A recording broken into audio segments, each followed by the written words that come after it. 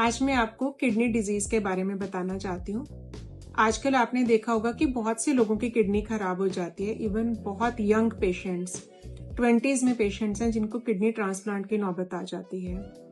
इसके बहुत सारे रीजन है, फिर भी मैं मेन एक दो रीजन आपको बताना चाहूंगी। ब्लड प्रेशर, बीपी आजकल बहुत यंग एज में आने लग गया है। कुछ बच्चों को 20+ में भी हो जाता है, जो कि पहले 50+ में ही आता था। इस वजह से लोग सोचते हैं कि अभी से हमें बीपी की गोली लग जाएगी, हमें आदत पड़ जाएगी और हम तो बहुत ही लोगों से इन्फीरियर हो जाएंगे कि अभी से हमें बीपी की गोली खानी पड़ रही है।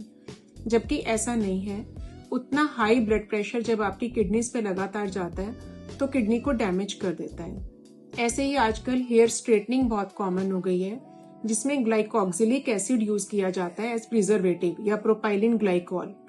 आप उसको गूगल पे भी सर्च करेंगे तो आपको पता चलेगा कि वो रेयर केसेस में या कुछ परसेंट केसेस में किडनी को खराब कर देता है। उससे ऑक्सिलेट नेफ्रोपैथी हो जाती है।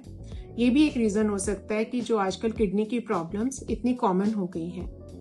लेकिन किडनी में क्रेटिनिन बढ़ने से पहले आपको कुछ संकेत आते हैं जिसपे आपको ध्यान देना है। आप अगर अपने यूरिन को देखेंगे, कुछ लोगों के यूरिन में झाग आती है। वो झाग इंडिकेट करती है प्रोटीन यूरिया को कि यूरिन में प्रोटीन आ रहा है।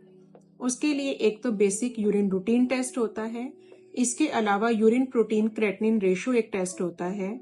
एक यूरिन माइक्रो एल्ब्यूमिन होता है। यूरिन प्रोटीन क्रेटिनिन रेशो अगर आपका नॉर्मल से ज्यादा है तो इसका मतलब आपको प्रोटीन पास हो रहा है, और ये प्रोटीन अगर लगातार ऐसे ही पास होता रहेगा तो किडनी के ट्यूब्यूल्स को खराब कर देगा और बाद में क्रेटिनिन इंक्रीज हो जाएगा। जिनका एल्ब्यूमिन नील आता है यूरिन रूटीन में, उनको माइक्रो एल्ब्यूमिन टेस्ट कराना चाहिए। अगर माइक्रो एल्ब्यूमिन नॉर्मल से ज्यादा आ रहा है तो वो इंडिकेट करता है कि ये प्रोटीन यूरिया के स्टार्ट होने की लक्षण है। थोड़े टाइम में आपको एल्ब्यूमिन आना भी शुरू हो जाएगा। अगर आपको यूरिन में झाग आ रही है तो आज ही अपना यूप्रो क्रेटिनिन रेशियो टेस्ट चेक कराएं। Thank you.